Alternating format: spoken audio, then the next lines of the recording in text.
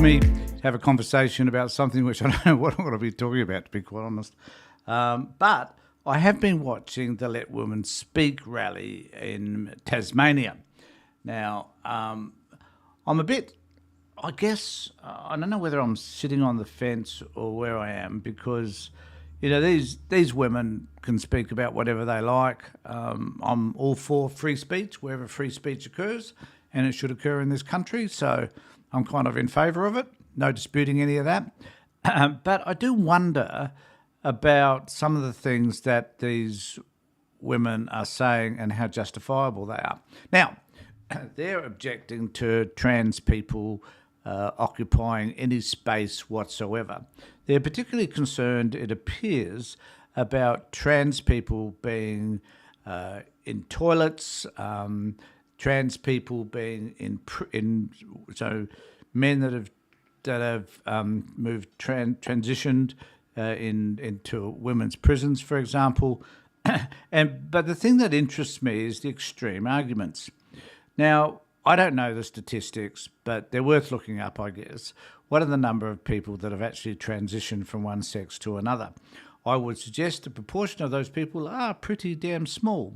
So whether or not those people, if they were a threat to our society, are they really a threat at all? Because the numbers are so tiny anyway.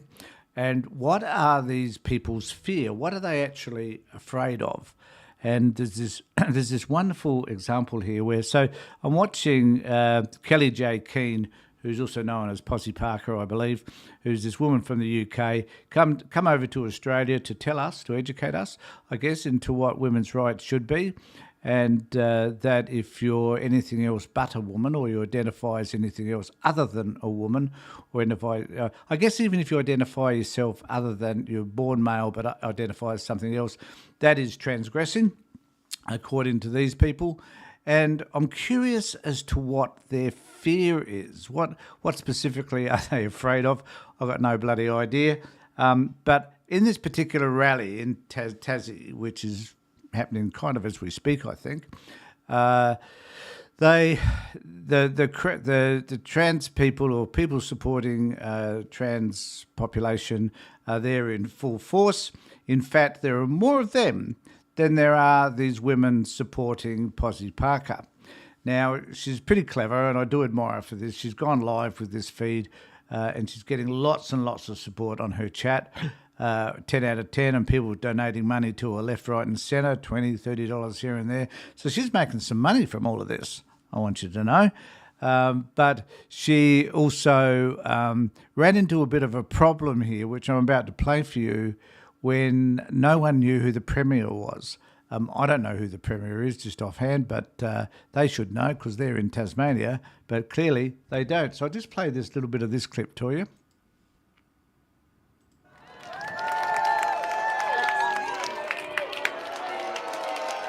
Here she is. Who's the Premier here?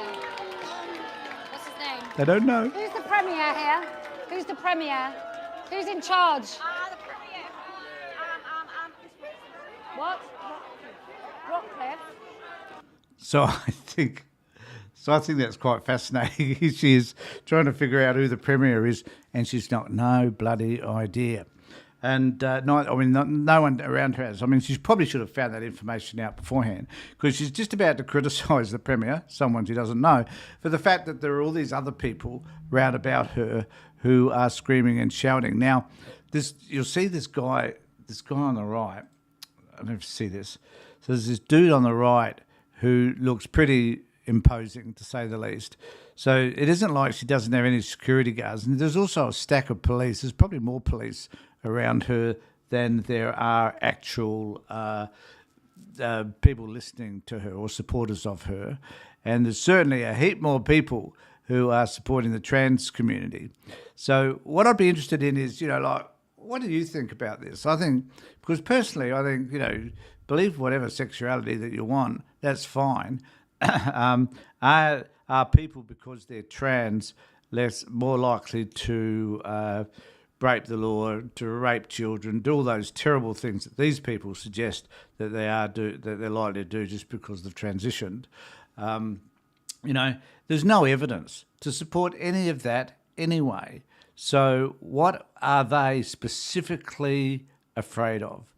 Well, I think they're kind of afraid that their own sexuality, their own version of who they are as women, that they're likely to lose that. That somewhere along the line, they're thinking, oh my God, if I continue allowing this terrible thing to happen, then maybe eventually I will lose my own sense of who I am sexually. And I think that's rather disturbing, to say the least. I think that if they have a uncertain version of who they are, then they're the ones with the problem.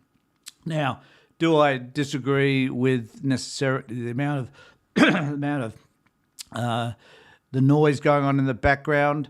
Well, I kind of do, because, you know, if these people want to say what they want to say, let them say what they want to say. We can disagree with them. Do you accomplish anything by yelling and screaming and shouting at them? No, you don't. But then should you retaliate like she does? And I'll just play this bit for you where she does retaliate. This is a message for Premier Rockcliffe. This is under your watch. Jeremy Rockcliffe, this is under your watch, and whoever the Chief of Police of Hobart is, this is under yours.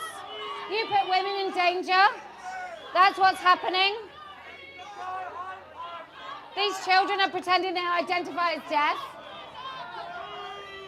So what you've got in front of me is you've got children who get really upset when you say women don't have penises, when you say no man has a vagina, when you point to giant men like that who'll be in space with your daughter.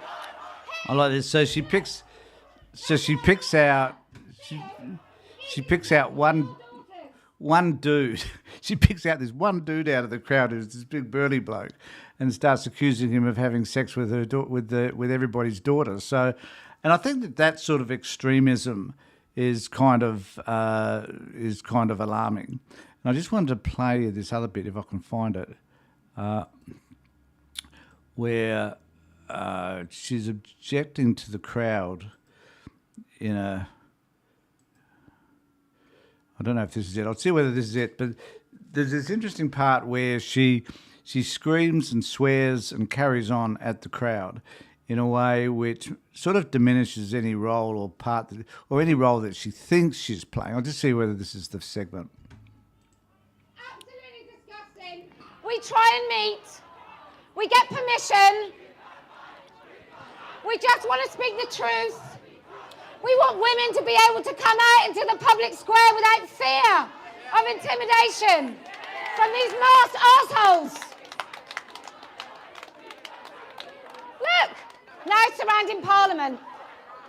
Fine, the news cameras are here. Let them in. Let them totally do this.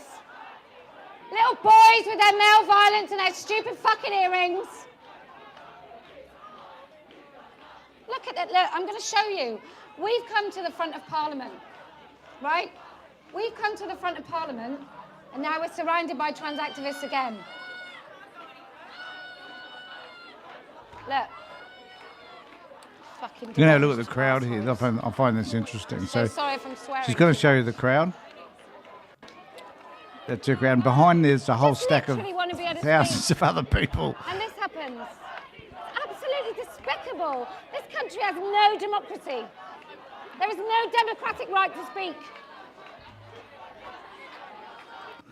So she's saying, so for whatever reason, Kelly J, who is clearly confused by her name because she chose two first names, or I don't even know whether that's her real name. She goes under Posse Parker as well. So I've got no idea. I didn't know about her until just the other day.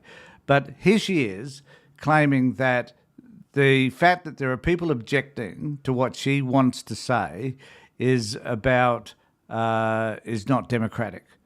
So in her world, to be able to have a forum in which you just say what you need to say without anyone objecting to it is more democratic than a world in which people have got the rights to say whatever they like whenever they want to say it. And if you choose to do this in an open place such as this, then that's fine. Why did you choose Parliament House to do it in the first place?